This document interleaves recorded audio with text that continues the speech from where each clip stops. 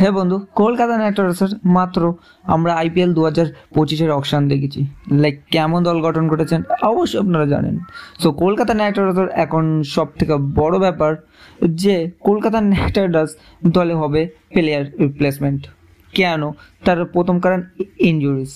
হ্যাঁ, তো প্রথমে যে ইনজুরিস অবশ্যই আপনারা জানেন যে একটা প্রীতি শো KKR একটা রিউমার্স চলছে, বাট তার মধ্যে চলে গেছে আনিশ নর্জে, নোকিয়া বলতে পারেন। লাইক তো নর্জের রিপ্লেসমেন্টে এখন কে আসবে? তো অনেক প্লেয়ারের নাম চলছে, যেমন নাবানুল হক অ্যান্ড মতলব তখনই দেখা যাবে, কিন্তু নর্জে মেবি ICC চ্যাম্পিয়নশিপও খেলবে না শোনা যাচ্ছে। সো কলকাতা নাইট রাইডার্সকে একটা প্লেয়ারের রিপ্লেসমেন্ট খুঁজতেই হবে।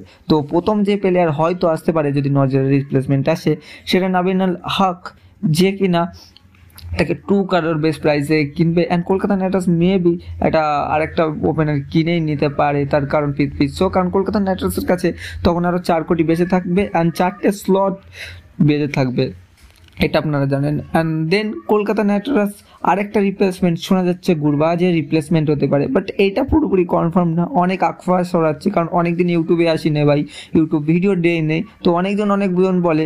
বাট এখন চ্যানেলের নাম বিকি ঘোষই থাকবে বিকি স্পোর্টস থেকে, বাট চেঞ্জ করে দেবো। বাট অনেকদিন পর ফার্স্ট ভিডিও, অ্যান্ড আপনাদেরকে বলেছিলাম যে কলকাতা নাইট রাইডার্স যদি চ্যাম্পিয়ন হয় তাহলে আমি ইউটিউব চ্যানেল রাখবো, অ্যান্ড নাহলে ডিলিট করে দেবো। At the end Kolkata Knight Riders champion হয়েছে, সো তাও আমি ইউটিউবে ইনঅ্যাক্টিভ ছিলাম, বাট এবার থেকে মেবি কন্টিনিউ করতে পারি। তো फटाफट चैनल को सब्सक्राइब करो, लाइक करो और वीडियो तो शेयर होना चाहिए।